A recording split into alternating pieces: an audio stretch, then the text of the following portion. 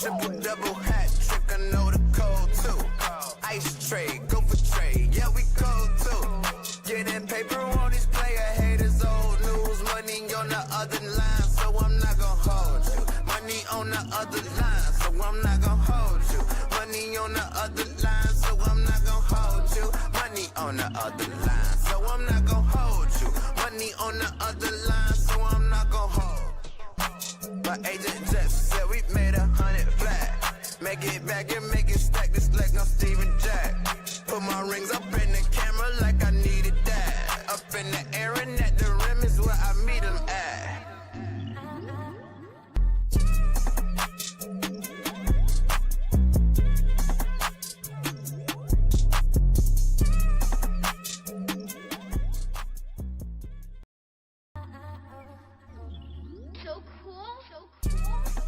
Triple double hat trick, I know the code too. Ice trade, go for trade, yeah we cold too. Getting paper on these player haters, old news. Money on the other line, so I'm not gonna hold you. Money on the other line, so I'm not gonna hold you. Money on the other line, so I'm not gonna hold you. Money on the other line, so I'm not gonna.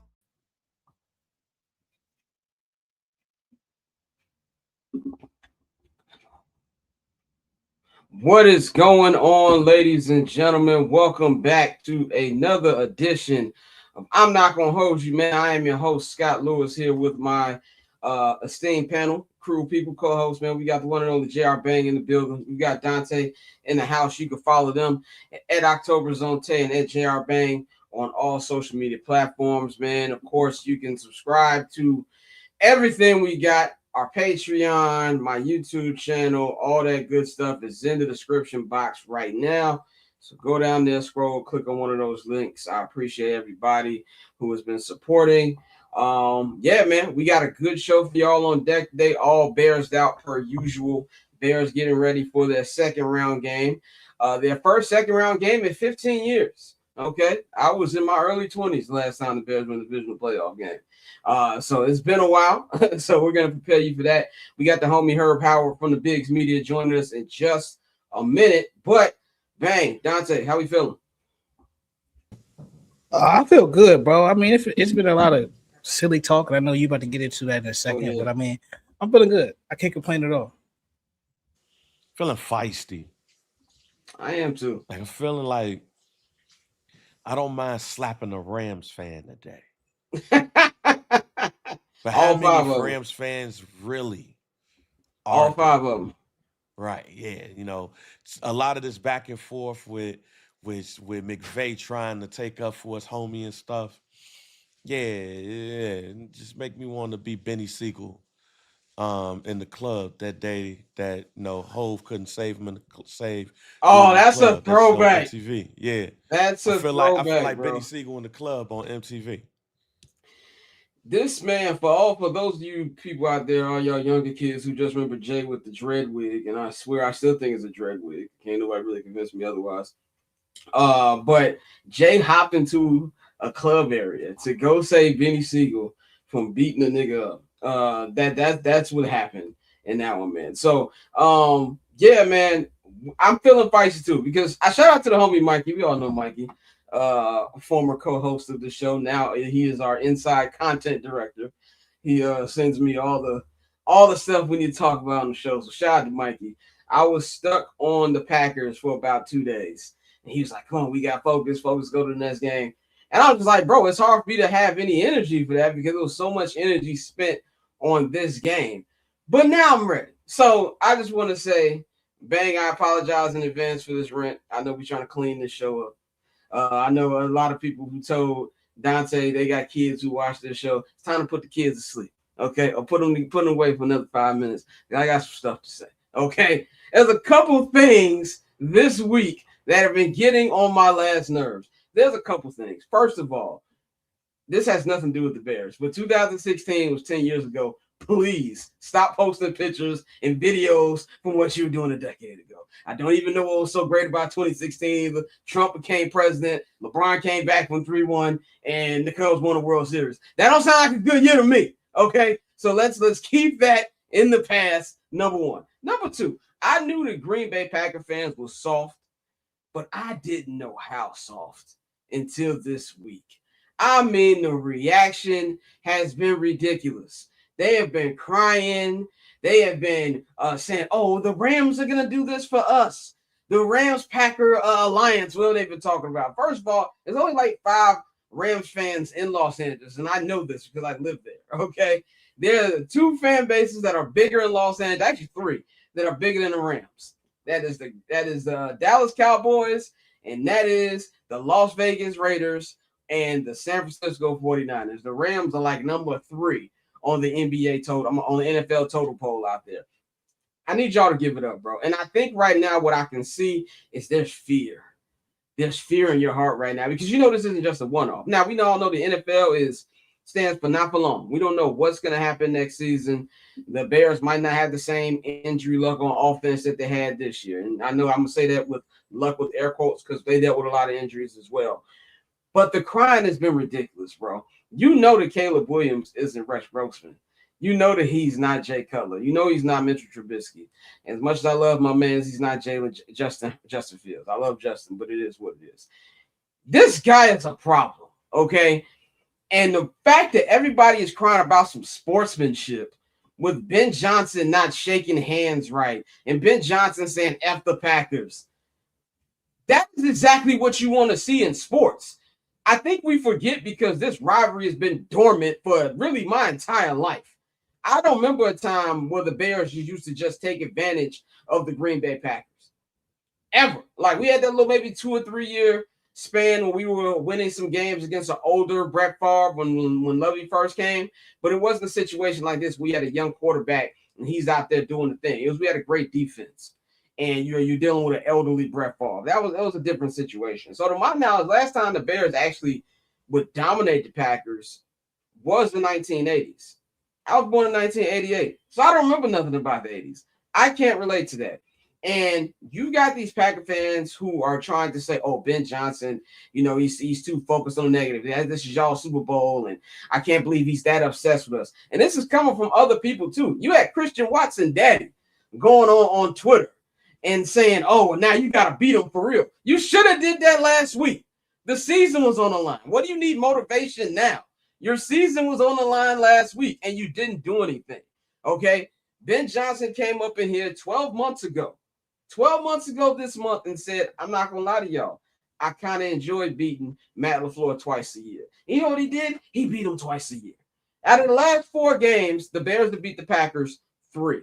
So this isn't about our Super Bowl and anything like that. It's the fact that y'all got twice, and we're going to be here for a little bit. That's the problem right there. So Packer fans, I know you live in a crap state of Wisconsin, and you got to deal with living out there. Trust me, I know that's a problem. You don't need to be coming over here and trying to say that we're the ones who are out of line. It was all fun and games when Aaron Rodgers was saying he owned us. And much as I hated it, fair play. I was there that day. I hated it because it was true. Y'all got to understand that this is a new era with this. Now, we got to go on to the NBA, as I like to call it, the Nepo Baby Association with Matt LaFleur, Kyle Shanahan, and Sean McVay. Now, I'm a big Sean McVay fan. I actually like Sean McVay. He's like a cool dude. I ain't never met him, but he's like a cool dude. But now insinuating that, oh, well, Matt is a good friend of mine and da-da-da-da-da. He can get smacked up too, man. That's just pretty much where I'm at with it. And it feels like slowly but surely, Ben Johnson is changing the culture here to where it feels like the Bears becoming villains. And I like it. I absolutely love it, actually, of where this is potentially go. And I feel like for the first time, nobody wants to see the Bears win on Sunday. I feel like it was more of a, we were a cool story, and they're finding ways to win. But I feel like it's starting to turn a little bit because Ben Johnson said what he said last week and then stood on business 24 hours later and said, yeah, I meant what I said and stood on it. So Green Bay Packer fans, I'm going to need you to get ready for being number 2 because it's going to be that way for a little bit as well. But see, that I can kind of accept from Green Bay Packers fans because of y'all past. Detroit Lions fans, shut up when grown folks are talking. You go sit over there in the Minnesota Vikings table, okay? I've never been to a Super Bowl table, okay? The Bears are already halfway to your most successful season 2 years ago. Shut your mouth. Okay, you still got Jared Goff. There is a chance that this year we could be walking into a situation where Caleb Williams is maybe top 3 best quarterback in the NFC, maybe top 2, because I think Stafford's probably going to retire this year. It sounded like he wasn't going to play that much this year, too. So my whole thing is, it's just been enough talking this week, enough talking from all the fan bases. Packer fans need to go and think about, are they even going to bring Matt LaFleur back to begin with? Everybody said a couple days ago it was a done deal. Now we're hearing from Tom Pelissero that Matt LaFleur wants some, safety. He wants a lot of years. The Packers don't want to give him a lot of years. So you need to focus on that instead of running your mouth about what's going on. People doing videos on the difference between Packer fans and Bear fans. Yeah, the difference is we play on Sunday. And I don't know what else there to do in Wisconsin. Maybe you can go watch Giannis while he's there for the next month before he becomes a New York Knick. I don't know what you're going to do. But dead all that talk, man. And that's all I got to say about that. See, I cleaned that up. I was going to go worse. You did. You did not go as hard that I thought you was going to go. Pause. I cleaned it up. So, yeah, that's pretty much all I had to say about that. But anyway, let's get into the business, man. I want to bring in one of the friends of the program, man, one of the fellow guys with me on this Bears beat. As I like to say, I think it's maybe 4 or 5 black people on this beat. So Herb is one of these guys. I want to bring it up, my guy, Herb Howard of the Bigs Media. Herb, how you doing, my boy? What it do, family? What's the word? I am feeling good. I'm feeling good, man. It's a big week this week. It's the big week this weekend. I just want to get your take. I know we've been talking about this game for the last couple of days. Every outlet in the city has been talking about it. But I remember one of the last times you were on here, you was like, man, I'm not picking the Bears against the Packers until we actually start beating the Packers. And they beat them the last couple of weeks. Now, me and you were both in that press box on Saturday. And I still don't know how they won that game. I rewatched it the other night. And I was like, how did they win that game? It was like 5 minutes left. And they were down like 2 scores. What has just been your vibe from Saturday and seeing how this week has been going and just how the tide has kind of changed a little bit? Yeah, that's exactly what it is, man. A little bit of a changing of the guard, so to speak. You've long since for the past 30 years have had situations where the Bears feel like no matter what's going on in the Packers game, they gonna come back. That thing is gonna happen. They gonna rip it from us. And now you saw on Saturday night, the Packers had that feeling. You could tell they got tighter and tighter the closer the Bears got in terms of play calling, in terms of their body language, the kicking game, all of it. You could just kind of see them having that feeling like, oh man, the same way they stole it from us in game 2, they finna steal it from us again. They damn near stole game 1 from them the same way. So I think the Packers are not a team that has that not again feeling in this series. And I think it's just a changing of the guard, man. You look at it, and like you said, the Bears won 3 out of the last 4 against the Packers in this rivalry. The rivalry is certainly back on. It had been off for a long time. I wasn't calling it such, and I wasn't picking the Bears to win until they actually, got it done. And so they got it done at the end of last season on Cairo's game-winning kick, and then two great games in the regular season this year, and then it came down to a playoff game, only the 3rd time in the history of this series. And at Soldier Field, I never felt the stadium like that, never heard it like that. It was absolutely insane. But that's been the vibe across the whole city. Everybody I talked to, no matter where they watched the game, at the crib, at a bar, wherever, everybody had the same sentiment about what was going on watching that game. Yeah, and we were saying this week too that I feel like if you're not a Bears fan or at least somebody who don't live in Chicago, I don't think you'll understand the impact of this game. Now we got to see what happens the next 5 years. We don't know. Maybe hopefully it just don't flame out like Detroit Lions or something like that. And NFL window's very short. We can, and next year's gonna be a lot of expectation. Like ask Bills and Ravens fans, they having fun. I don't think they are. Okay, like windows close very, very quickly. So maybe in 5 years, we're looking at this like, oh, that was a start or something. Or maybe we're looking at, oh, that was just a cool moment. I'm hoping it's the first one. And if they do, I think it's going to be a game where a lot of people are going to be lying like, oh, I was there. Like 10, 15 years from now, can't nobody really verify if they was there now. But that was just a crazy atmosphere. But the fallout to it, to me, has been a little weird. Like, I feel like it took a couple days before we really started to talk about the Rams. And I really think that really didn't start till yesterday. Like, I feel like a lot of Packer stuff got out of the media cycle a little bit yesterday because they still kind of tying it in today with McVay. But it feels like Ben Johnson has really ruffled some feathers. You know, you had people like Stephen A. Smith going up there saying, "Oh, out here in circles, they're not liking that." Peter Schrager said today on Bill Simmons' pod that the McVay tree didn't like it. You know, I saw Scott Van Pelt was like, "Well, you know, I kind of feel like he could have not said this." What's just been your opinion on everything involving Ben Johnson and him really taking this? I don't care about none of y'all outside of the Bears type vibe.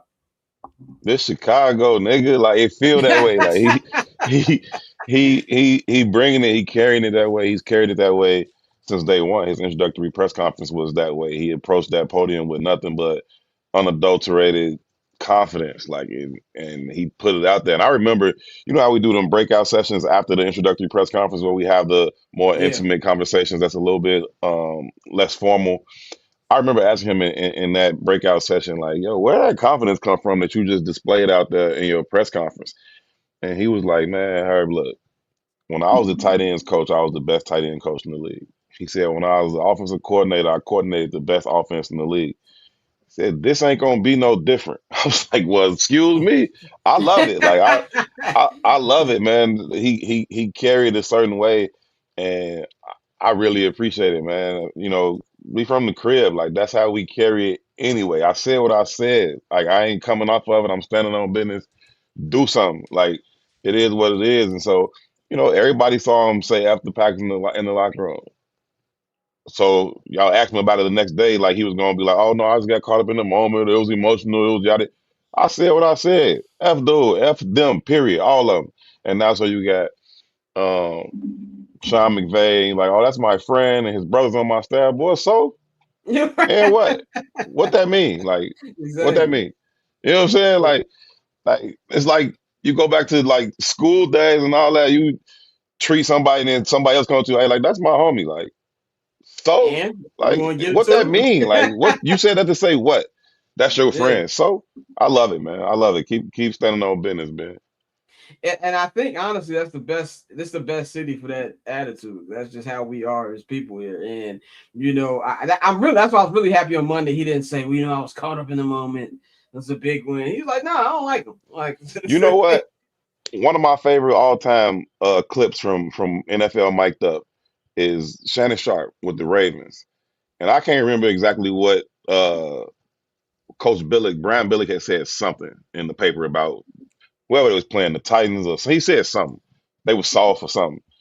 And there was this whole big old story and this whole big old thing about what he said and this, that, and the third coming into the game. And Shannon Sharp came out on the field and he was mic'd up. They had the cameras in his face. And he walked out. And he like, yeah, we said it. Whatever they say, we yeah, said, we we said said it. it. Like, whatever, man. Like, you still got to come out here and play. It's just like the Packers was Yeah, talking last week. Oh, we took that hit personal from Book to Jordan Love. So, like, you took it personal, and then what? Like, what does that even mean? I was talking to Grady Jarrett about that in the locker room yesterday because he came out, you know, before the game when it was asking him. He was like, so, like, what do that mean that you take it personal? You're gonna play harder. It's a playoff game. Like, you gonna hit me? You gonna hit me hard? Like, I don't even understand why you even said you. Okay, you took it personal. Do something. yeah. And in the words of Jeezy, if you don't like it, do something, nigga. That's pretty Yeah, much man. what I feel like the vibe of this Bears team is. And what I liked last week was there wasn't really a lot of talking from the Bears. Like, you know, I did like how Austin Booker was like, well, you know, if he had a problem with it, he could have did something at the same time.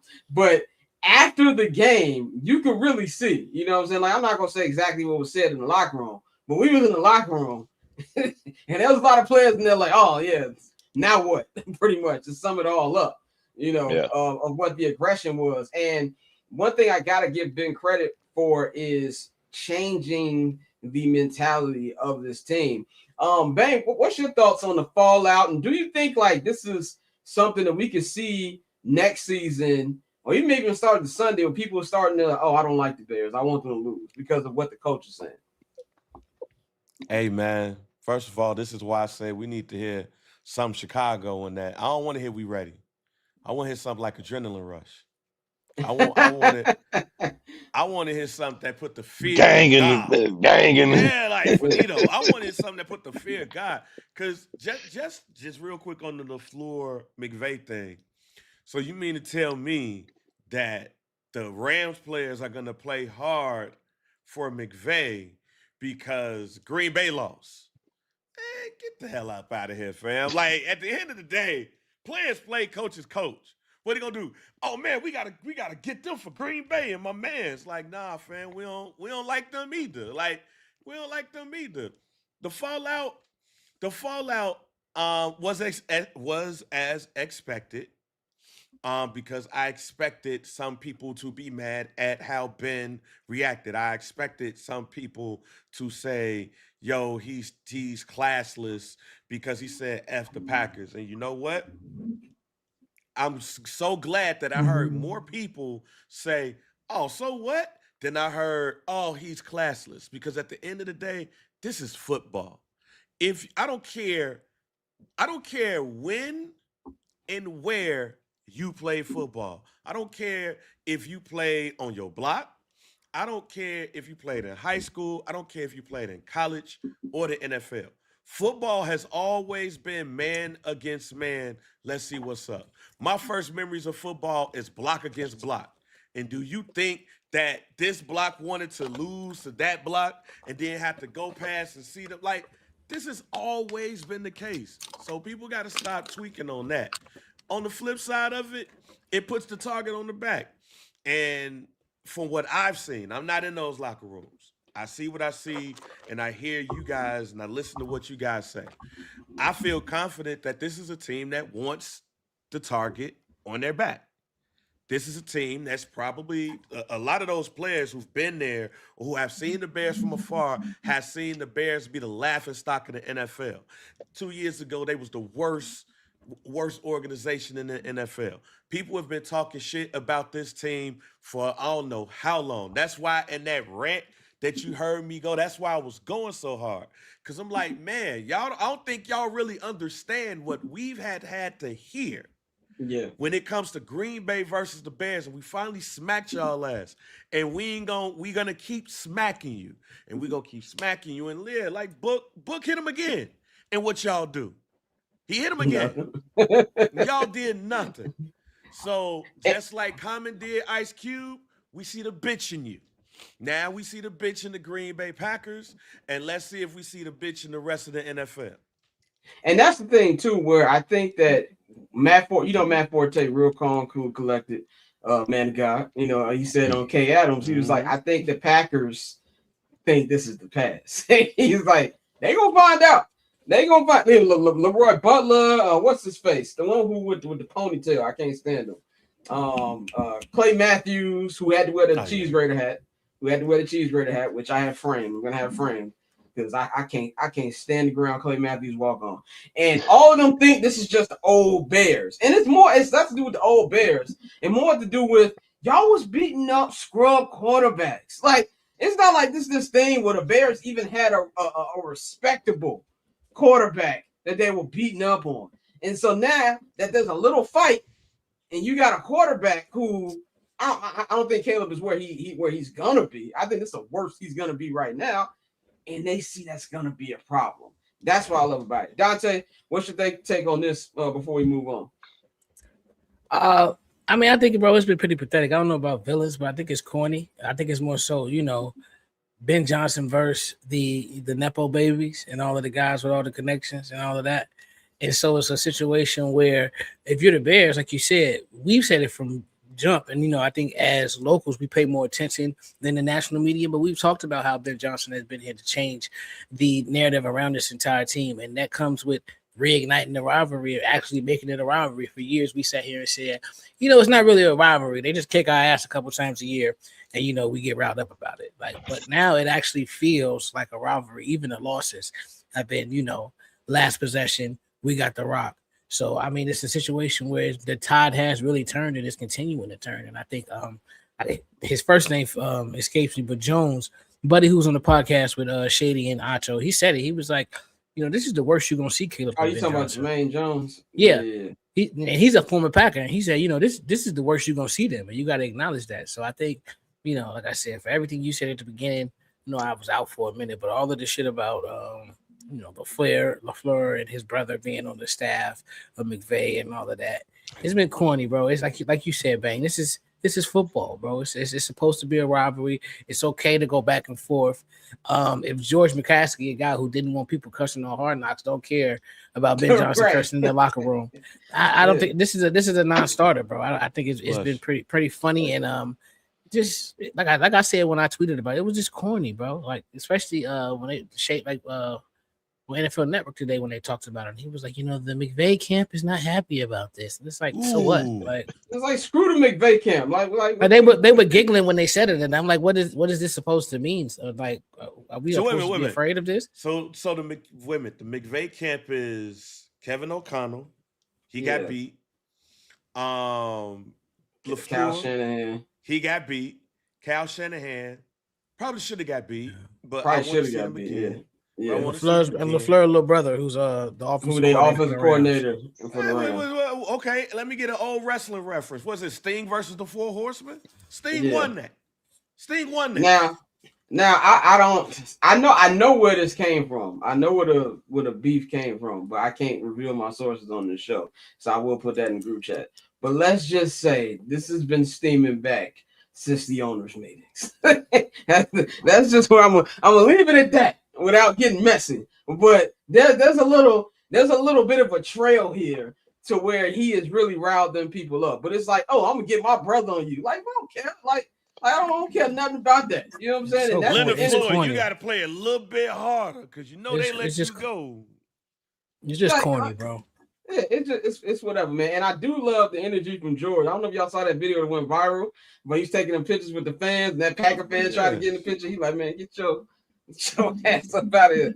Like I like that too, man. It just kind of feels like the whole organization is on one accord. We all know that video would have not seen a day of light if George didn't want that out there. Like I think George kicked it off.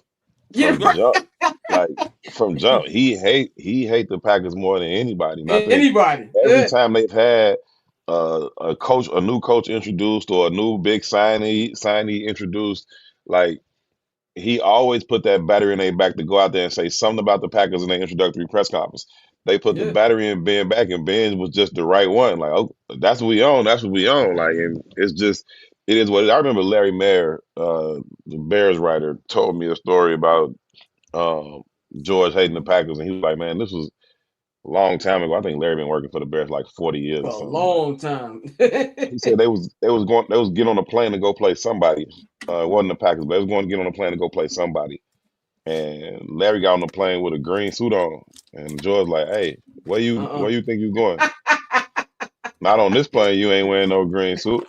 Like, and was dead ass with him too. I'm like, dang, yeah. So he hate them more than anybody, and I think he the one who gassed Ben in the first place, and Ben just been rolling with it ever since.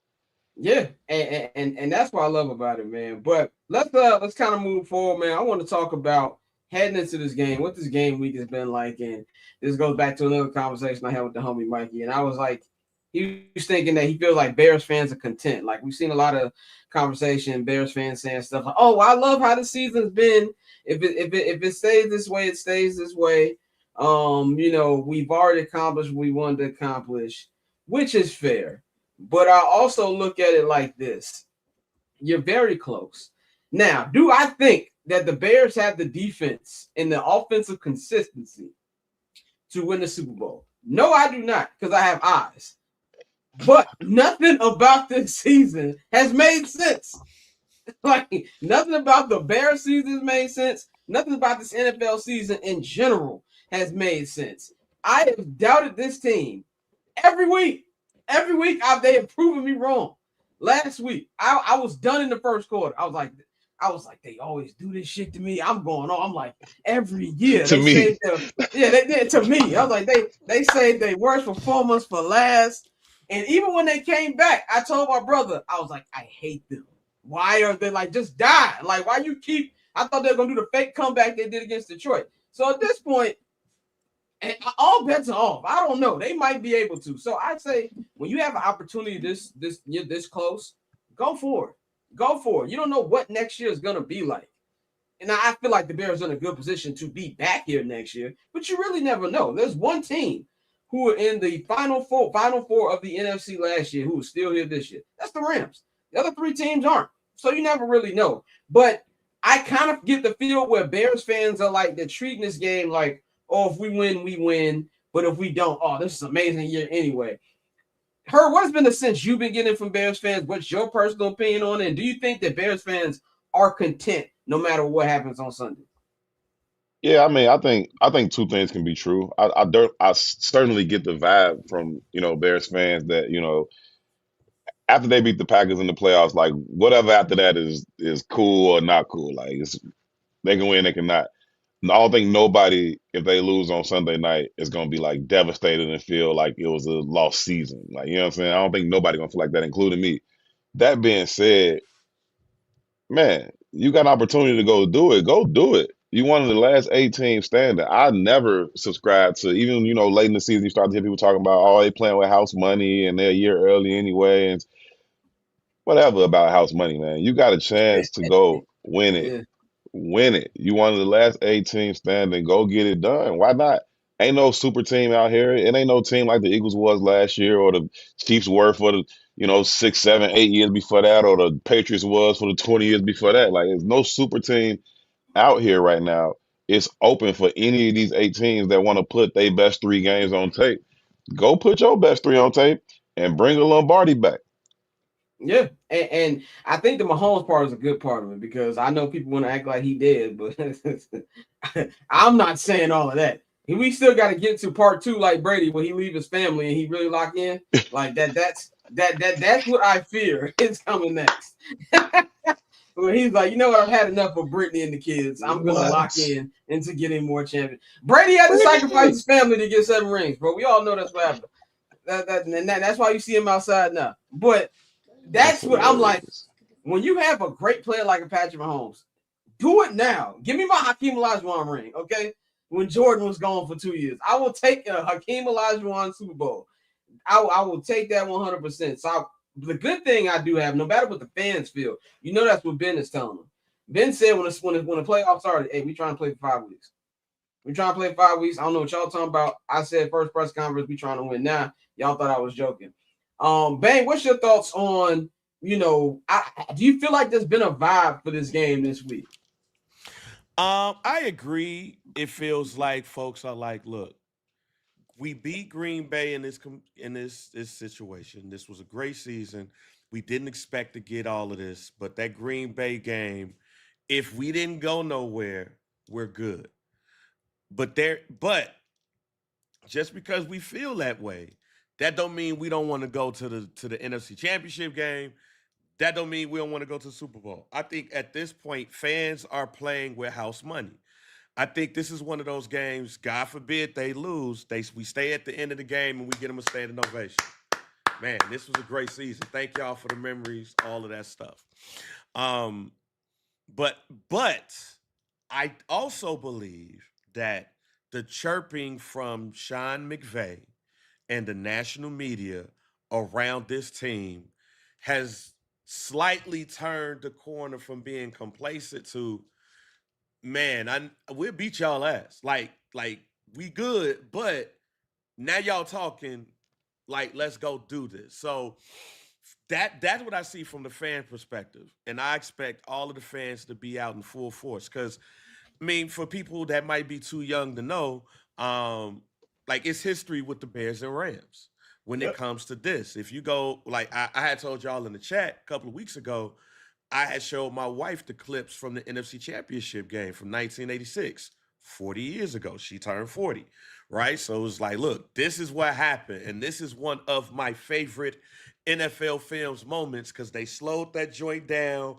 when Richard the Wilbur Marshall fumble Richard Dent pickup. gets the sack.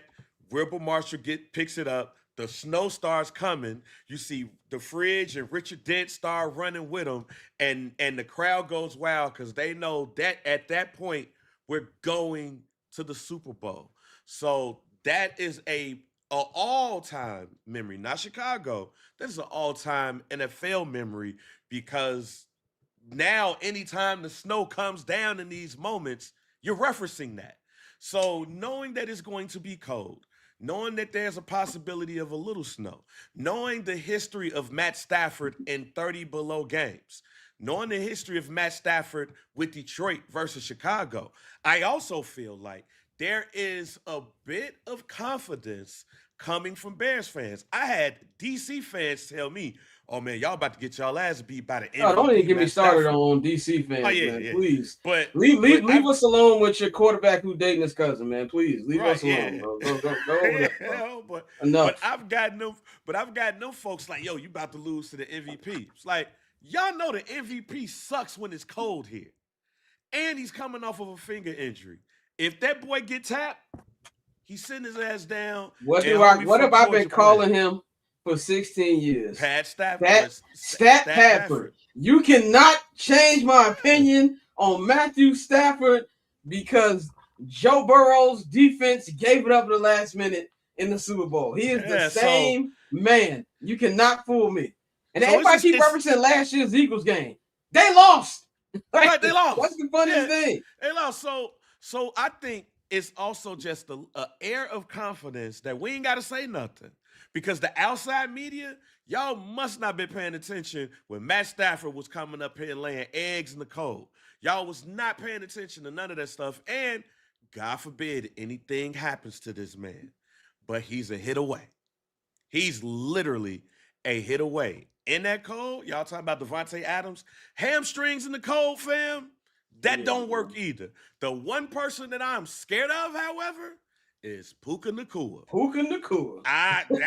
That person. See, Puka gonna get his. That's not even. I'm not even thinking about stopping Puka. He gonna get his. He The gonna mess around and plays have a he 200 didn't make yard day. last week was the ones he dropped. Okay, Right, like yeah. that's He's gonna mess around and have a 200-yard day, win or lose. He's literally the only person on this team that I am scared of. That defensive backfield is weak as hell. You do got Jared Verse over there. My pick to win Rookie of the Year last year, he did. So Matt Stafford has 16 touchdowns and 15 interceptions in his 12 career games against the Chicago Bears. Just want to throw that fun fact out there. There was a lot of back and forth between. I don't ever remember the Lions dominating the Bears. Like I feel like there was a lot of split series when they had Megatron because we had bad teams, they had bad teams. So I don't know Lions ain't what the dominated us since they thing. had Barry Sanders. That's the last time they dominated us when they had Barry Sanders. Well, they dominated the last couple years. They dominated the last couple years. That's number one. That's the number one on my get back list for next year. Beat them. Okay. Hey, what did I say? Hey, what did I say? Nobody cared about the Detroit Lions, but the Detroit Lions, which is actually very true. But I want to say, like, when we talk about the keys to a Bears win, because we just talking football now with this, I think that we've been asking for this for weeks, but especially in this game, like all jokes aside about the Rams, you're going to have to score some points. Now, I don't think you have to score as many as possible compared to the last couple weeks because of what the elements are going to be like. But you're going to need, in my opinion, at least 27 to beat this team. Oh, yeah. Herb, what are your keys to a Bears win on Sunday? Yeah, I think offensively the Bears should have a significant advantage, especially in the passing game. I think that back end of the Rams, you can get money on them dudes. I love what they got up front. I think Jerry Verse can wreck your absolute day if you let him. If you don't have a good game plan for him, he can wreck your day. Brian Young got 12 sacks. Like I like what they got going on up front, but I still think that the Bears have a decided advantage in terms of their offense versus the Rams defense. I think the game is going to come down to the other side of the ball, and can the Bears defense find a way to get just a couple of stops? It's a high-powered offense. We know what this Bears defense is. They're going to give up yards between the 20s. They try to play stingy red zone defense and take the ball away. If they can do those things, I think that'll give them, 2 or 3 possessions to where they get an advantage over the Rams. And I think that's ultimately what this game will come down to. I also think that, and this is, you got to try to put nuance on things, even though people don't understand nuance or anything at all in this world no more. Exactly. Not But no more. this is no disrespect to Devontae Adams and Puka Nakua. Both of them are absolutely phenomenal players, two of the best receivers in the league. But I think styles make fights. And stylistically, I think the Bears corners are better suited to go up against those types of receivers than they are the small, quick twitch type of receivers. Yeah. And so I think that's something that'll work. I asked DA that in his press conference yesterday, and he agreed. And I talked to Jalen about it. Jalen, KB, and Nashawn about it. in the locker room after that, and they agreed as well. What they said was the players, what Jalen and Deshaun said specifically was that it's just more surface area to get your hands on. Like we like to get up and get our hands on people, and them little dudes, it's not enough of them to get your hands on, and they quick twitch and they getting in and out. So I think stylistically they better suited to go up against those guys as great as they are. So I think the Bears defense will find a way to just steal a couple possessions, 2 or 3 possessions, and give the opposite an opportunity. And I don't think the Rams offense can stop the Bears. I think the Bears hang 34 on them people. I think they're gonna win it 34-24. Yeah, I went back and forth with my picks. I have the Bears winning, but I think you make a good point too about when it comes to. I think even Richard Sherman asked Jalen Johnson on this podcast about matching up with Devontae Adams, and Jalen had a big smile on his face. He's like, "Yo, we have our battles because, like you said, size wise, I think the reason why it's so hard for this iteration of the Bears to beat the Detroit Lions is the speed of the guys they've got in Detroit, like Amon-Ra, J-Mo. Those guys are quick. Romeo Doubs with the Packers. They're a little trickier to get, like you were saying. I think also, too, Kyron Williams. This is a big factor. I like Kyron Williams, but he can't hold on to that football. The Bears realistically probably should have at least 2 fumble recoveries last week.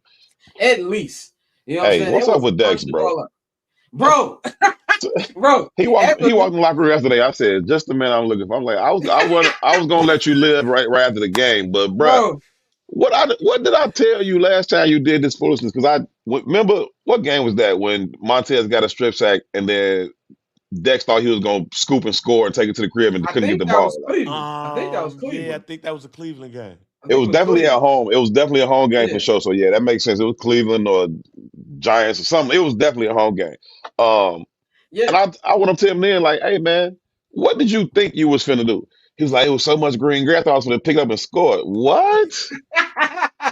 I'm like, bro, if you don't just fall your big ass on the ball, you 6'6", 330 pounds. You wasn't finna scoop and score nothing. So this time he go over there and try to follow him, but he just plops on the ball. I'm like, bro, you could have laid down and just cuddled up with the ball. Like you had all the time. What was you doing, bro? Like I give him credit. Most people his size don't even get out the stack and get out there like he be out there to the ball. Right. But bruh. Like, and very few times do we all have like one group reaction in the press box.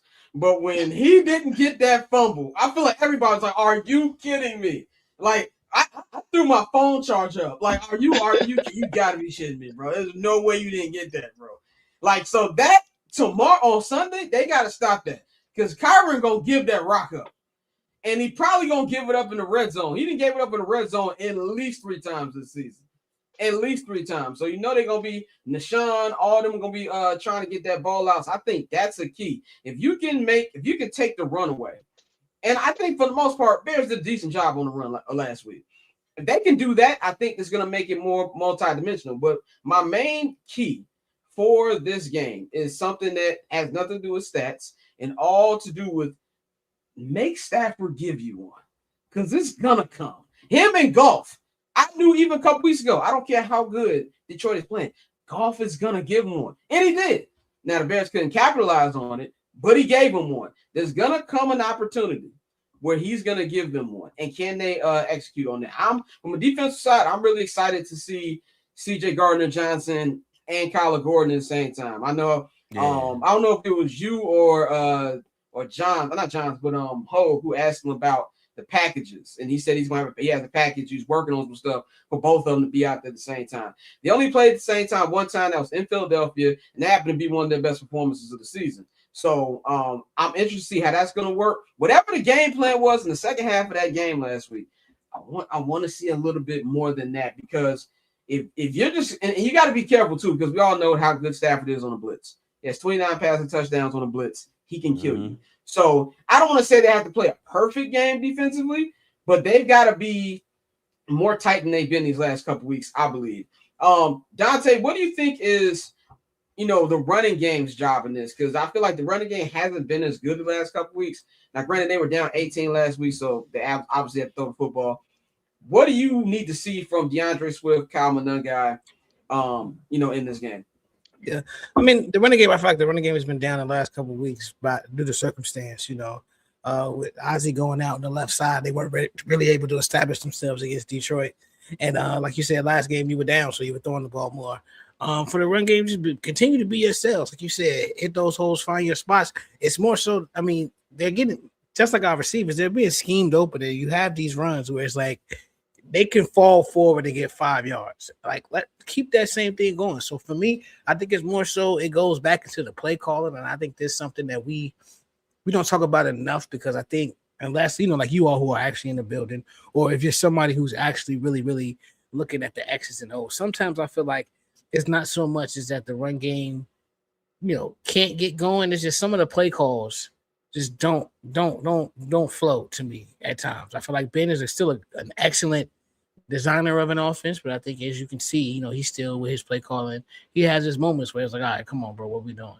So I think that plays into it. But as far as the game this week, like I said, you need them to establish themselves because you want those DBs that we know can be beat to have to respect that run. Yeah. Once you set that up, I think that's going to open it because I think the Bears are going to score over 30 as well. But I think it's a thing where the run game is going to be a big part of them scoring that 30. Yeah, and I'm glad Richard Sherman brought that up too, man, because I think there's too many people, and that's what I always say when it comes to a lot of games, even when playoff games that aren't the Bears. I like listening to the local media of the teams. Because, no disrespect to the national media, they got a lot of stuff they got to cover, so you can't see them. They sit down and watch a lot of this stuff. But I was like, have y'all seen the Los Angeles Rams defense that the Carolina Panthers feasted on last week? So there's going to be opportunity there. Now, Bane, we haven't really talked about Caleb Williams at all. What do you want to see from Caleb on Sunday in this game from the jump? He has to start off fast. He has to hit the passes that he should hit. I think this is going to be a decent scoring game, but I do think that first half is going to be built off of time of possession. The less possessions that Matt Stafford, Puka Nacua, and Devontae Adams have, the more chances that we have there. I don't see a lot of quick strikes and stuff like that. So with that being said, Caleb has to start off fast and hit those intermediate passes. And work that play action in and maybe hit one long. But I expect to see a lot of Coast and Loveland in this game. I expect to see more screens and stuff that we're used to attack the defensive backfield and those linebackers because, as Herb said, like the front four, everybody else, huff. So whatever we could do to attack and get that front four to running around and running like a chicken with their head cut off, and knowing that they don't have the linebackers or the defensive backs to handle what we have, is going to make that front four tired. You got to make them run around. You got to make them tired. So I feel like he has to hit those middles, those intermediates. Coastal Loveland has to have another star performing game, which he's been having these last couple of weeks. And as long as you could get that front four running around and getting them tired, then everything else is going to take care of itself. So as long as he does that, we're going to be okay. Now, let's get to picks and bold predictions. Now, Herb, you say you got the Bears 34-24. Why do you have that score, and what's your bold prediction? Yeah, I just think again, I don't think the Rams defense could stop the Bears from doing what they want to do. They got to come out and execute. Like Mike said, they got to get out early. It can't be no, slow build up. But if they get out early and they're also able to shut down the Rams run on defense and make them one dimensional, like you were saying, like that's going to give them more opportunities. And so I just don't think that the Rams defense could stop the Bears from doing what they want to do in terms of moving up and down the field, putting points on the board. So that's why I think they get to 34. I think the Rams are equally capable of putting up 34 on the Bears defense too. But I just think that the Bears will find a way to get that takeaway you're looking for. Matt Stafford, his supreme arm talent sometimes makes him be a little bit overconfident of where he can squeeze the football. And the Bears will take advantage of that. They take it away more than anybody. We know that. So I think they'll get an opportunity to do it. I think they will take it away, and I think that'll be the difference in the game. Just limiting the Rams on just a couple possessions. Not like they're gonna shut them down all day. That's not gonna happen. But just those couple possessions, I think that'll make the difference between, this classic kind of shootout that they had with the 49ers versus a different form of a shootout where the Rams run out of bullets before the Bears do, and the Bears, probably end up getting a late score to push it to a 2-possession game. So I think that's where it goes 34-24. Bold prediction. That's a good question, man. I don't really have one, to be honest with you. It could be something ridiculous too. It don't even matter. It could be something wild. Bold prediction. Damn. I don't want to just pull nothing out the air because I don't really. I just think it's gonna be a solid game that just kind of goes as I expect it to go, and I think both offenses do well. I think the Bears do enough. What do I think would be a bold prediction for this game? Shit, fuck it, Colston Loveland go for another $130 back to back. I like that one. I'm piggybacking off you, man, because I feel like he's a nightmare, a mismatch Bro, he's nightmare for so defenses. good, bro. Like Shorty, I mean, you He's see so him all the good, bro. time. Shorty's 6'6", Yeah. he 250, and he out here like a receiver. Like it don't even Bro, make sense. So you we scheme was in him the up in locker all these room. different ways. We was in the locker room availability yesterday, and I was walking by. I was like, "Damn, I ain't know this nigga's that tall." Like he walk like he an NBA player. Like when I cover the Clippers, I just been around NBA players who just like tall for no reason. Like Norman Powell 6'9" for no reason. Like why Norman Powell 6'9"? Like this just random height. Like he was just tall, bro. And I'm like, "Hey, that's a big dude." Like I know it's probably hard to cover him. And when I went back and watched the 2-point conversion, they had a linebacker on him. I was like, "Oh, toast." Like before I even knew, I was like, "Food." That was the epitome of why they said they drafted him in the first place, right? Yeah.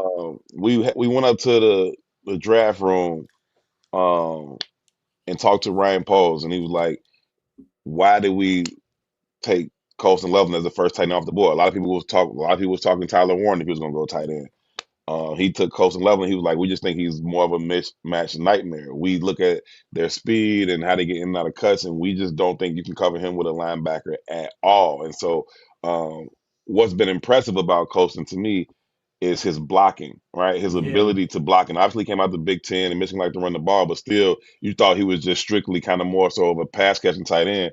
His blocking is really, really good. And what that allows for is that when they go to 13 personnel, those defenses have to respond with a larger defensive package. And so when they did that on the goal line, the 2-point conversion, the Rams went heavy, and then the Bears spread them out, and it's just a nightmare for Buddy. I just found out that the linebacker that was covering him, that was his first defensive snap His of the first season. defensive snap of the season, bro. Like when I found that out, I was like, "That's nuts." That's insane. And his And first if you look defensive at snap, the play, it looked like who's number 7 on the Packers? That's the Quay Quay. Walker.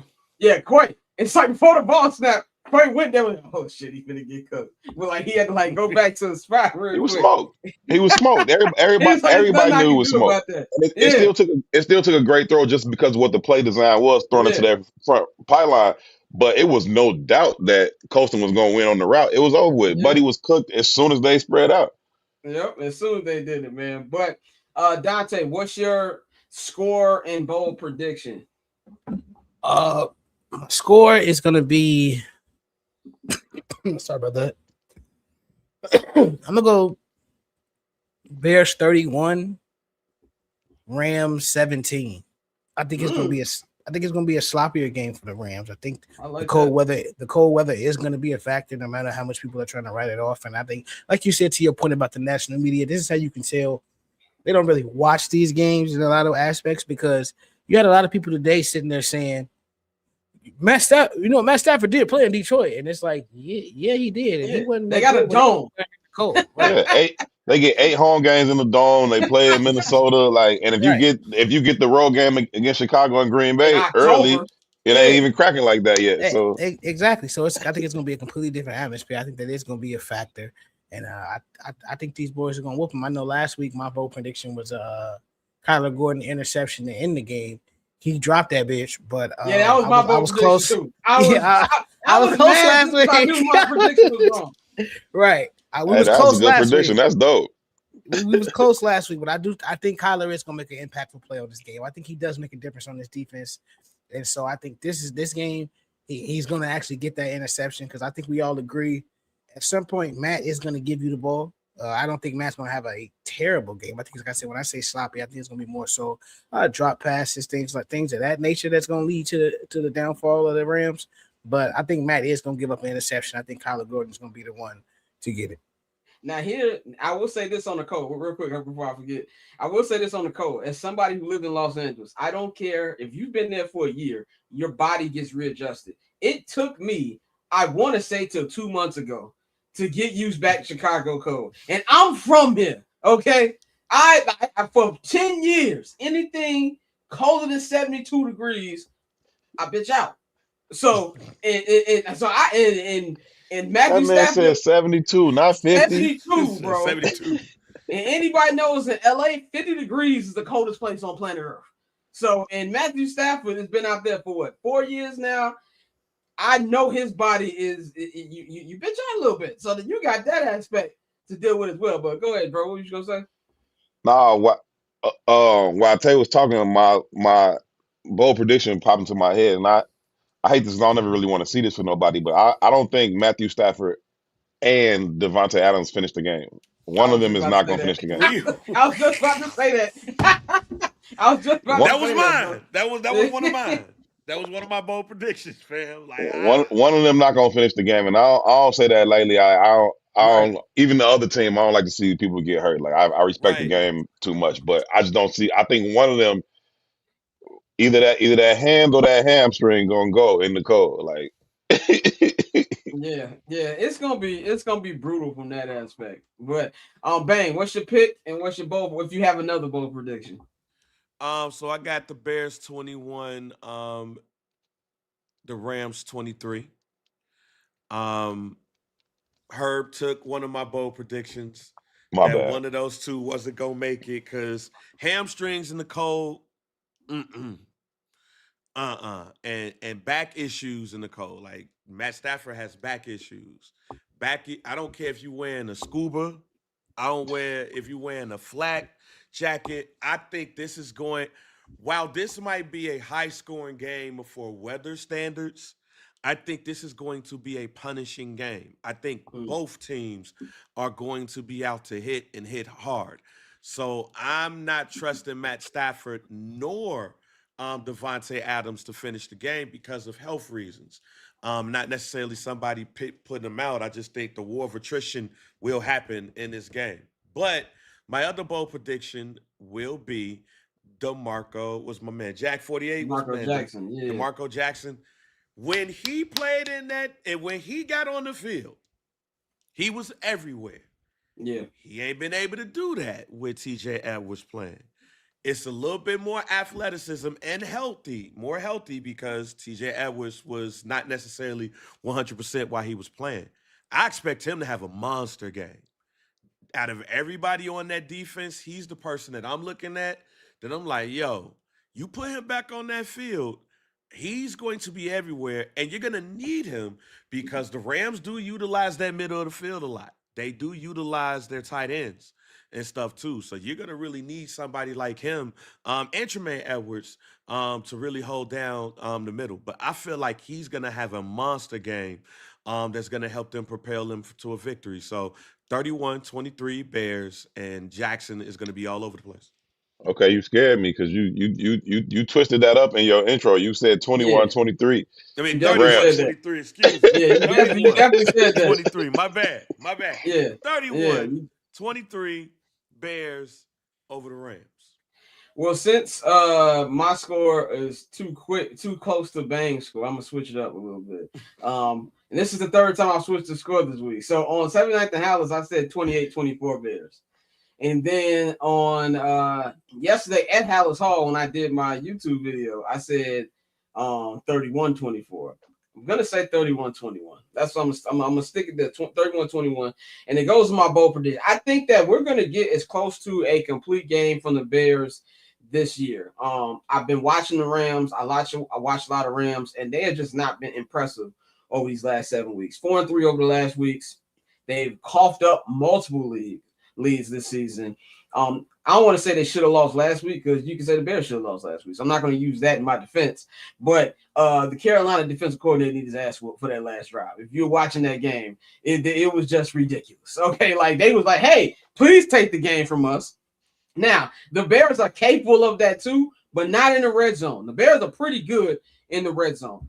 I'm not as worried about as many chunk plays. Now, they still going to get them because you got Puka Nacua, and I think he's going to bust one, real quick one on them. But I do think that this is not going to be a situation we saw with Detroit and we saw with Green Bay where it's 30 here, 40 here. They're always getting the sides for a quick first down. I don't think it's going to be like that.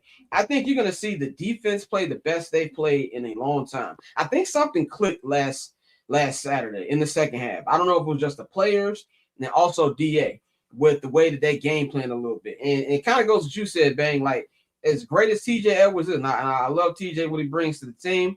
I have a soft spot for the players who joined the team when we were trash, okay? So I love TJ Edwards. But DeMarco, like you said, DeMarco he got some anger in him. And I like my linebackers and defensive linemen with some anger in them. And I feel like he's going to make a play. So I'm going to say 31-21. And my bold prediction, the Bears get 4 takeaways. 4 takeaways. Matthew Stafford is going to throw 3 interceptions. That is my big takeaway there. I think we're going to get classic Stafford. Now, I do believe he's going to throw 3 touchdowns and go them 3 interceptions. Be very clear about that. I think he's going to give them all 21 points. You're going to go full Brett Favre. Yeah, he's going to go full Favre. But I think he's going to get 3 picks, and the other one is going to come from a fumble, but not Kyron Williams. My favorite op himself, Devontae Adams, is going to get a fumble. Somebody gonna punch it out. I'm gonna say we haven't had a government mandated Nashawn Wright turnover in a while, and I ain't banking on that on Sunday. So that's how I'm gonna go with that. Herb, before we get you out of here, I definitely want to get your take on the stadium stuff. There's been a lot of stuff that's been coming out over the last day about that. Now, Bang, can you break it down in layman's terms for people who don't really understand? I know you were breaking it down in the group chat. And in so many words, what has happened over the last 24 hours? Basically, Indiana has created a Northwest Indiana Commission, and they've basically told the Bears, hey, we'll build this, and we'll give you this joint on layaway, but we'll build all of this for you, and we'll handle the infrastructure. All you got to do is slide over to Hammond or Gary. Don't even worry about it because they ain't even rocking with you. Pritzker has been balking on the infrastructure stuff. The Bears has said that they were going to pay for the stadium. We just need help with the infrastructure. J.B. Pritzker was like, all right, we could talk about it, but we got a whole bunch of other stuff to talk about before we get to that. Indiana was like, oh, they waiting too late. All right, here go the skirt. Let's go ahead and slide that over to the slide. So to the slide, what you want to do? Bears looking at it like, hey, man, this look like it's good. But they looking at the main chick and see what the main chick gonna do. And the main chick gotta answer some questions. Do they really want to go ahead and stay tied with this or not? That's in layman's terms right there. Indiana is willing to let it go ahead and pull it to the side. All they just saying is, we gonna put it on layaway. Illinois like, man, we still gotta talk about this stuff real quick. What we doing here? Yeah. And for those who might not know, that's literally the same thing that they did with Lucas Oil Stadium. They made a commission. They said, we'll pay for this, put it on layaway, basically, and you can eventually own it. So it's really the same play. But the Bears got to decide at this point is, are we going to be sitting at that 1994 right there and had to pay that toll, or we going to Arlington Heights? Yeah. Herb, what's your thoughts on the whole stadium situation as a whole? Yeah, my take on it hasn't really changed much since the beginning of it. The McCaskies are not a real estate company. That's not what their business is. Their only business is football. They didn't spend $200 million on a piece of land to do anything other than build a football stadium. The problem is, like the Bears have done throughout the majority of their existence, is they do everything ass backwards. So whether they hire, head coaches and then hire GMs, or whether like they do everything so backwards, And that's what they did again this time. Y'all went and put the bread down on the land before y'all had any agreements in place for taxes, for codes, even for the infrastructure around how you gonna adjust the roads coming in and out, the train. And all. You didn't have none of that in place before you came out your pocket with 200 M's. And once you do that, you have no leverage in the negotiations. They drop the bread, then they go hire Kevin Warren, like, hey, come close this deal. He like, all right, cool. That sounds sweet. We did it in Minnesota. I've been the Big Ten commissioner. Cool. He didn't understand how incompetent Politics out here. how, that too, and how incompetent the McCaskies can be at times with some of these decisions. And so he get there like, oh, y'all ain't got none of this in place, and I'm supposed to close the deal. How? And so for 2 years, he's gone around pretty much on the dog and pony show trying to garner up some leverage in these negotiations. We'll put it here, we'll put it there. We're gonna spend on lakefront. I was there at Soldier Field the day they did that whole whatever that thing was at Soldier Field. They had reverends in there praying and Oh yeah. like that. It was Hey, absolute fool. I don't know if you watched Succession, but that was when Kendall Roy did the Living Plus announcement bang. That's what that was. That's exactly that was the Living Plus announcement from Succession. Pure foolishness. So my first mind is still telling me that they're gonna end up in Arlington Heights, because that's where they dropped the bread at. Now, if Indiana now come in to Bang Point, it's like if they come in and offer you a deal you can't refuse, now that could be sweet. Like that could be, hey, look, Shorty talking about everything. You know what I'm saying? I ain't never had that ever happen to me before. I'm trying to see what that be like.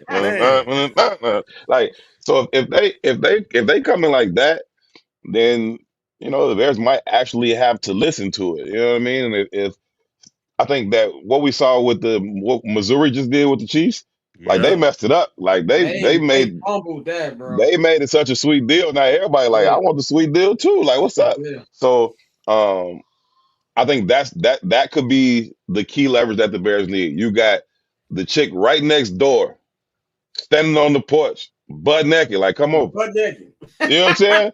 Like that might change the attitude in the house a little bit. So I mean, that might be the leverage that finally that Kevin Warren needed to get some momentum in these negotiations. But if I had to bet on it, I would still say Arlington Heights is the spot. She going, and they got chicken Alfredo over there. And they got chicken Alfredo over with the Texas toast, G. You know what I'm saying? A little broccoli cut up in there, you know what I mean? Yeah. Wifey told you, fix your own Texas toast, nigga. Like, like she got it for me right here. Like that's now Dante, you live in a city that has one of my favorite stadiums, Mercedes-Benz. I still ain't got over them red velvet cookies they had a couple years ago when we was there. It was amazing. And the club in the basement, Joe. Oh yeah. They had Chick-fil-A open for the media on a Sunday, bro. I ain't never seen that. So what's your take on this, Dante, as we wrap this Bears portion up? I mean, I think they still they stay in Illinois. I think, like we talked about in the chat, I think it's political suicide for Pritzker and Mayor Johnson if you let the Bears leave. So the deal in Indiana is sweet, but I think it's a situation where you end up just being forced to match that deal. And one thing that should give the city a little more reassurance with this is that you've seen Kevin Warren do this with Minnesota, and they ended up paying it back early. So he has a history with this, so you've seen it happen. But I mean, I think here the difference was both teams asked for a stadium at the same time, and it was a situation where, unlike Chicago, where the White Sox are more so an afterthought, they had to do something. And so they ended up going. The Chicago Fire got their stadium. Yeah, but no, for they owner not a broke boy though. That's why exactly. The Falcons struck first with the city, and so that's what forced the Braves over to Cobb County. So I mean, I think it's a situation where they're not going to lose the Bears. They will not allow the Bears. I know we talked about the Hammond site is closer than Arlington and all that. I hear you. They are not letting that team lead the state of Illinois. Look, Dante, the only thing I'll say to that, because I remember being in St. Louis when the Rams when the Rams thing happened, and like I remember the president of the Rams basically saying like, "Yo, we tried everything we can, and those folks wasn't going." Stan Kroenke already knew what he wanted to do when he got there. I'm not gonna say this has anything to do really to Pritzker. It's where Roger Goodell wanted to go. And Like, Goodell was at the and he Indiana was at site the last week. and when I saw When I that they saw said that he pic, toured, when I saw that yeah, they said he toured before the game, that was the first I thought about St. Louis all over again. Like, I Let me ask you think this. I think Northwest Indiana is more at play than we think when we look at Kansas City, when we look at the fact that the San Francisco 49ers is in Santa Clara, when we yeah. look at where the Giants is, The I Giants think are an it's hour and a half wait a minute. away from New Wait a York, minute, bro. Dante, wait a minute. Because I think what Herb said is very important to think about.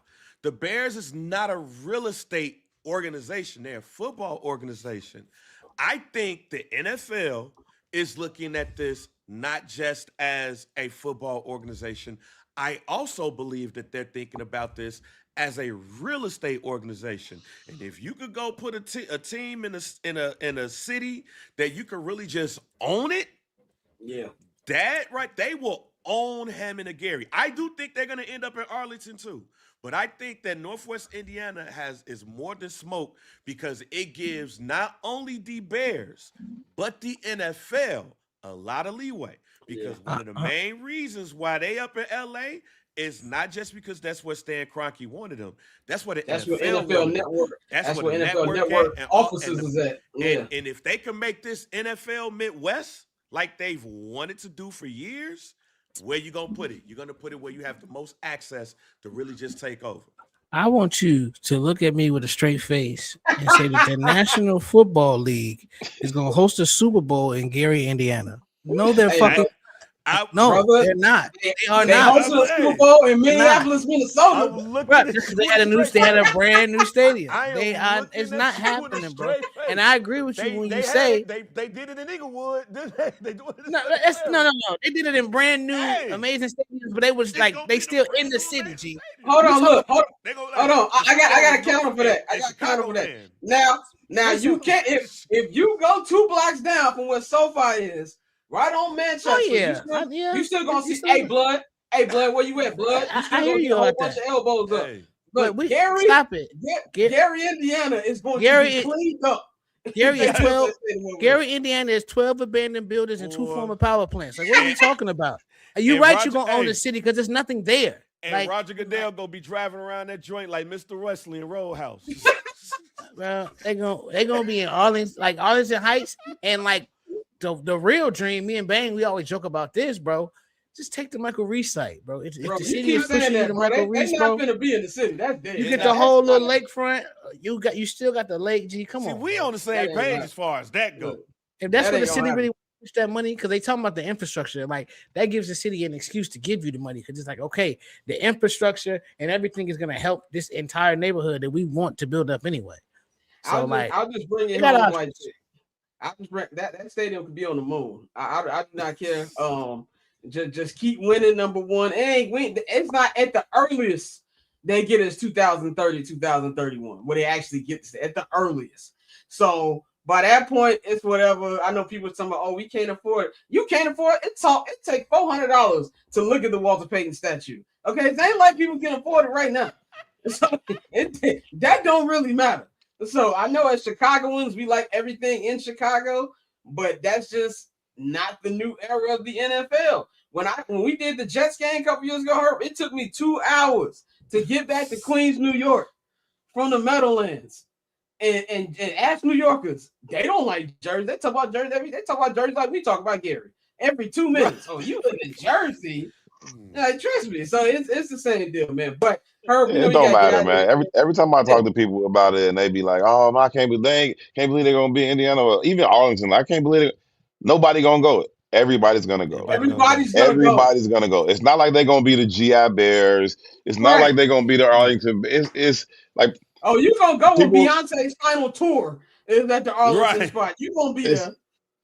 it's going wherever they put it at. That's what people go. That's where it's gonna sell out at. It ain't like Yeah. people be up in arms for a little while, and then everybody be at the games, and it's And gonna be what it is. they gonna change that pride and joy part to the pride and joy of Chicago land, Chicago Bears, Bear Land. I've already planned it out. Oh man, Herb, man, I know you got your show, the Herb Howard Show. You had some heavy hitters on there the last couple weeks. Had Lance Briggs on there, had friend of the program, Scoop Jackson. You got a whole lot of Ooh. people on there, man. Just tell us how it's been doing your own show and where they can check it out at. Nah, man, it's been really, really cool, man. Shout out to the whole team that pulled it together. It certainly ain't just me. I got the easiest part on it, man. They thought it was a good idea to name it the Herb Howard Show, but um, for me, man, it's just a pleasure to be able to sit up and talk football, and work with people that I love and care about and enjoy working with. Um, I've been able to establish some pretty cool relationships with people in the industry that's willing to come through and chop it up. And so, shout out to everybody that's come through, man. It's getting better and better each episode. We kind of try to improve and tweak the quality, improve the quality of the product that we putting out, from the production to the way it looks, the sound, the studio, the rundown, like everything we do. We just try to get a little bit better at it every day. It's just getting started, but man, I'm really really excited about where it's going and what we've done, man. So I appreciate you shouting that out, man. Anybody that want to get in tune with it, just go to the Biggs Media YouTube page. It's the Herb Howard Show. We do it live on Tuesdays and Fridays at 10 a.m. For the most part. So, man, I appreciate that, man. Stay in tune. We got a lot more coming. And we're gonna keep it rocking, even in the off season. We might not do it twice a week, but we'll probably do it once a week still through the off season. Yeah, I gotta pull up on y'all, man. I gotta Most come def. see the new gigs, man. I love the rebranding too, because I'm finna change the name of this show to the Scott Lewis Show featuring Dante and Bane. So they ain't come to see you, Otis. Hey, hey, Herb, I told Gene to go ahead and give me that go ahead and give me that Instagram. I mean, not the Instagram. Give me that internet password because we right upstairs. So just go Man, ahead and just give me. man, As you see, I got to leave I this didn't know dude that. because now I'm one of the Temptations. He David Ruffin. So now I Hey, anytime if you want to come over here, don't worry about the producer being all in the video. Dancing. Nah, that's what's up. Nah, that's what's up. I know you was upstairs. We all in there, man. My other podcast ain't got nothing to do with sports. My Herb and Two podcast is in the building too. It's just down the hall from the big studio. So, man, we rocking, bro. Definitely, bro. I'm gonna holler at you on Sunday, G. Most definitely appreciate y'all. Yes, All sir. That is right. the one and only Herb Howard from the Biggs Media. We are going to take these last 15, 20 minutes. There's actually other games this week. Contrary Oh, it to is. It what's is. going on in Chicago, there's other football this week. So we want to just talk about these three other games, man. I want to talk about the game that's going to start off this divisional weekend. That is the Buffalo Bills. Fresh off of sending Trick off Trev home and heading to Denver and take on the Denver Broncos. Number one seeded Denver Broncos, who I did not know have not won a playoff game since they won Super Bowl 50 10 years ago. Interesting. Did not know that. They have not won a playoff game since then. I heard Wait a that on Rich minute. Eisen this morning. Wait a Google minute. it. Oh They have yeah. not won a playoff game. Because the Tebow game was before that. Was before that. Yeah, the Tebow game was 3 Damn. years before that. Yeah. That was before Peyton became a Bronco. Yeah.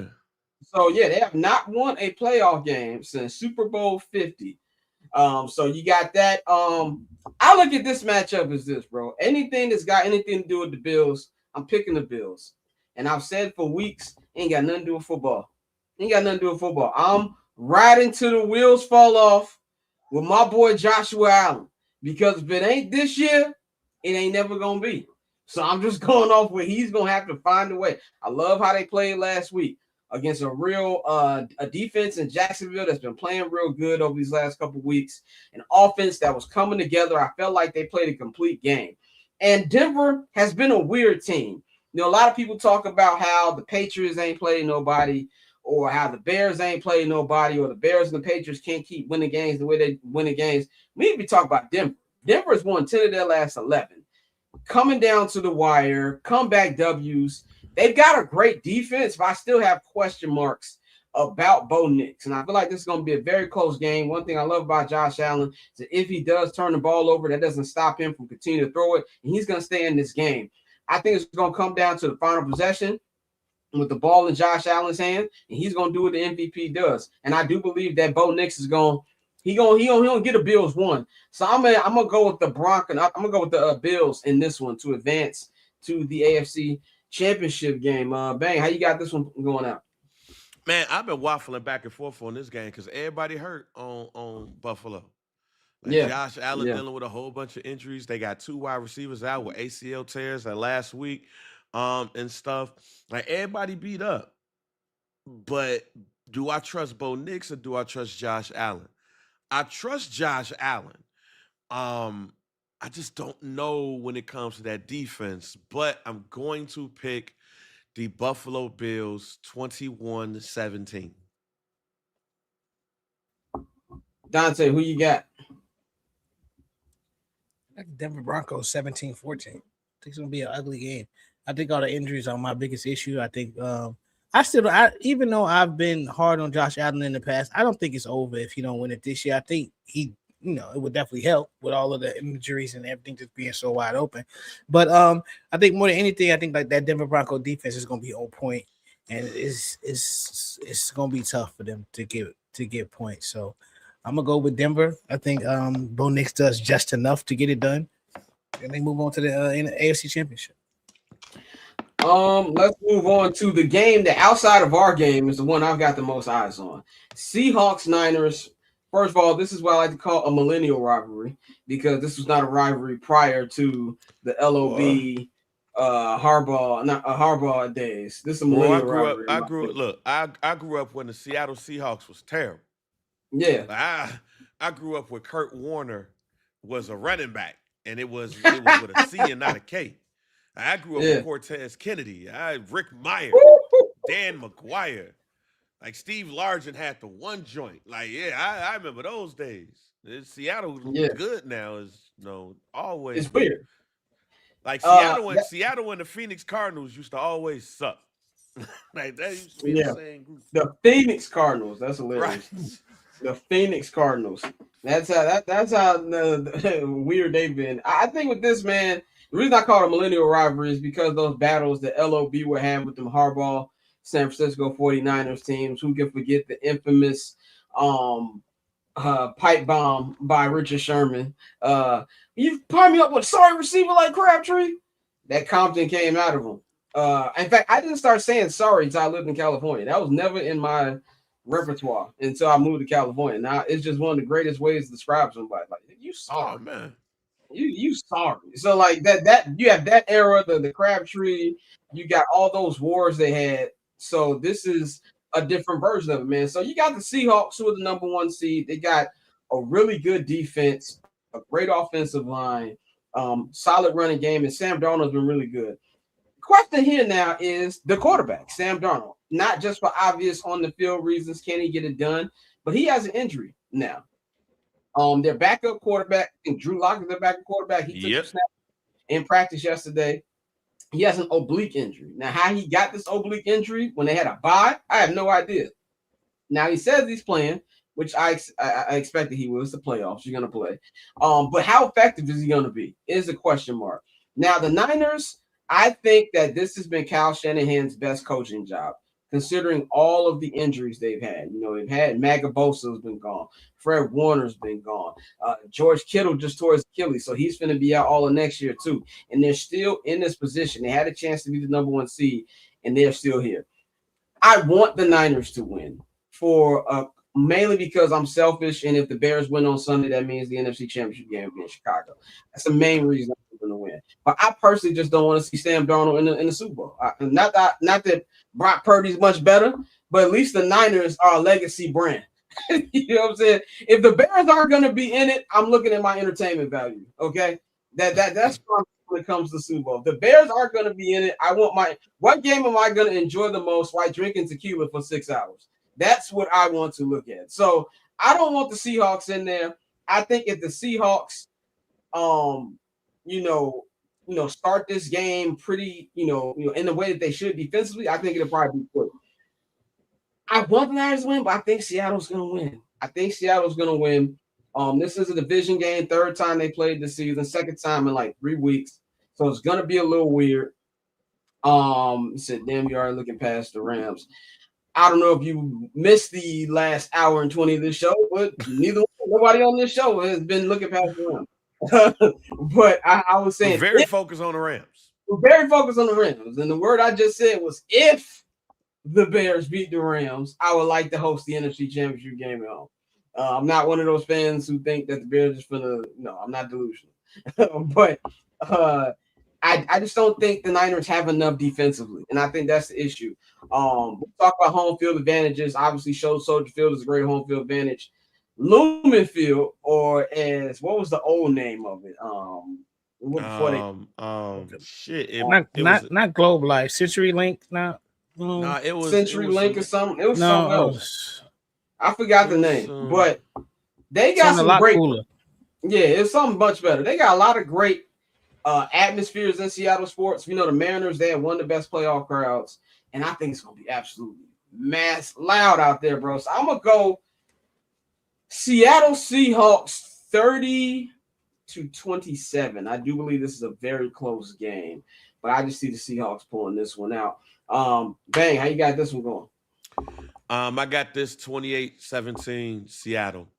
I predicted on the show earlier this year that Kyle Shanahan was not going to be with the 49ers after this year, and he was going to go take Mac Jones, and he was going to be the next coach of the Cleveland Browns. But the coaching performance that this man has did this year has made me go ahead and get away from that, because if it was anybody sans record or anything that I feel like deserved Coach of the Year, damn it, it's Kyle Shanahan. This was with everybody that's been hurt on that team and all of that stuff. Man, he's been on it this year. But the ride ends because you're eventually gonna succumb to all of those injuries. And it's on both sides of the ball as well. So yeah, unfortunately, if the Bears win, we will be going to Seattle because the Seattle Seahawks and Sam Darnold will win this game. Dante, what's your thoughts? First of all, we got to make sure Sam Darnold going to even play. That's key here. You know, the oblique. That's We the were caveat. talking about that. Yeah. He said he was, but like you said, we won't know until he gets out there. I went with the 49ers. I don't know why. I know I shouldn't go with the 49ers. I know that defense in Seattle is A1. They are legit. But the Niners defense is like ours. Yeah, they're gonna give up some points, but yeah. I think they'll do enough offensively to win that game. So I'm gonna go with the Niners to win, bro. I will say this ahead of time. If the Seattle Seahawks win, and if the Bears happen to beat the Los Angeles Rams in the NFC Championship game in Seattle, I will definitely be picking Seattle. But if the Bears went to Seattle and won the NFC Championship game, I just believe this is their year. If that happened, then I'm like, number 2 is coming home. If that happened, because that's just a very tough place to play. But final game of the weekend. Well, not final game of the weekend, but final game we're going to review. The Bears and the Rams last game of the weekend. We already gave our picks to that. Patriots-Texans. This is an interesting game to me. And the reason I say that is the Patriots didn't really impress me last weekend. As bad as the Chargers were, and the Chargers were god awful. And I think we have gone past the need for hardball coaches in the NFL. That was just a brutal watch. I thought the Patriots defense was decent. I think that Drake May just made one big play at the end that he needed to make, and fair play to him. That's what you need. But this Texans defense scares me. Okay, like this Texans defense don't even allow you to check down. Like that. That's how foolish this D line is. That secondary is. I don't have them winning because CJ Stroud is a bozo. But this defense, we taught people not finishing the game. I hope everybody stay healthy. Like I said, I don't wish for injuries or anything. But it would not surprise me if Drake May do not stay in this game. They headhunting, bro. They headhunting. They know they're going to score on defense to probably win this game. And I think it's going to be a very ugly game. That I think that the Patriots will win. But this is going to be like a 20-17 type deal for me. This is going to be one of them midweek AFC South type scores because that defense is just too good. And if the Texans' offense was just just respectable. And that offensive line was able to just keep CJ upright, I would have them winning. But I think Patriots are barely going to get out of here with a win. But this is going to be some hard-hitting football. Bang, what you got going in this final game? Um, see, I want to go with the Patriots here, but that defense is just It's scary. foolish. It's scary. So I'm gonna call this a low-scoring game. I'm gonna call this one 17-13 to Houston Texans. Mm. Dante, how you got this one? I'm going with the defense, man. I'm going with the Houston Texans as well. I think the Patriots story has been really good, but at the end of the day, their division is really bad, bro. So like, they haven't played too many good teams. So I think I'm gonna go Texans 21, Patriots 13. All right, man. We're going to see how all this goes. And then next week will be Championship Sunday, which I hope the Bears are in for the first time in 15 years. But we will see, man. That is all we've got for y'all. Shout out to everybody who watched. Shout out our guy, Herb Howard. Check in everything Herb is doing. And I also want to give a big shout out to friend of the program who I just talked to today. We got to give a shout out to our guy, Cass. Our guy Kaz, man, he has been named the co-host of the Mero in the Mornings morning show out there in New York City. He'll be joining Mero each and every Tuesday. So big shouts to Kaz. And even though I've only met Mero once, I've been a fan of his for like 11 years. I gotta give a shout out to Mero, man. Big look to Mero as well. I think both of them are gonna kill it. So definitely want to give some love to friend of the program. Our guy, They just Kaz. now need a strong female. They Yeah. need a strong female. And there's a lot of them in New York City. But yeah, I think that's gonna be dope for them. So shout out to both of them on that. That's a big deal. But anything you guys wanna shout out before we get up out of here? Any moves this weekend? Nah, man, I'm excited about this weekend. There's a lot of good football coming up on Saturday, Sunday, and then the national championship game. Oh, I know. I'm just hoping these flights open so I can actually, come to the game. Go to the game. Hey, man, shout out to everybody who's been to Soldier Field. I gotta say, I'll know on Saturday whether or not this will be my last game or not. Because if Seattle wins, this is my last game this year, regardless. Because I'm already going to San Francisco for the Super Bowl, so I'm not rich, so I can't go to two places in 3 weeks. So I will not be able to afford to go to Seattle. So if Seattle wins on Saturday, I'm done for the season, no matter what happens on Sunday. So I just want to say in advance, shout out to everybody who has supported everything we've done here this Chicago Bears season. 79th and Hallis, I'm not going to hold you. I'm not going to hold you for 5 years. This is the first time we've had the Bears in the playoffs in these 5 years we've been doing this show. This is the third time the Bears made the playoffs in the existence of 79th and Hallis, but the first time they actually won a game. And y'all been messing with all the content. I've been running to some of y'all at the game. Shout out to everybody for all the love. We appreciate it. So no matter what happens this Sunday, this was a fun season that I enjoyed covering. And shout out to everybody, man. And on Sunday, we will have your recap for the game. And we will be doing 79th and Hallis next Tuesday. On Monday, I will be doing a weekend recap for the Patreon subscribers. You can subscribe in the description box right now if you want to check that out. So hopefully we're talking about the NFC Championship game next week. But that's all we got. You can follow Bang at JR Bang on all social media platforms. Follow Dante at October's on Tay. Follow me at Barberchair Scott. All of the handles are in the description box. The Patreon link. And, of course, my new YouTube channel. Subscribe to that. Trying to get that up to 500 subscribers. We're about 460 right now. So we moving. Let's get those numbers up. And I'm going to be having a lot of content on there even after the Bears season ends. So that's all we got. We're going to holler at y'all. Enjoy y'all weekend. And I'll holler at y'all on Monday for the weekend recap. Be about it.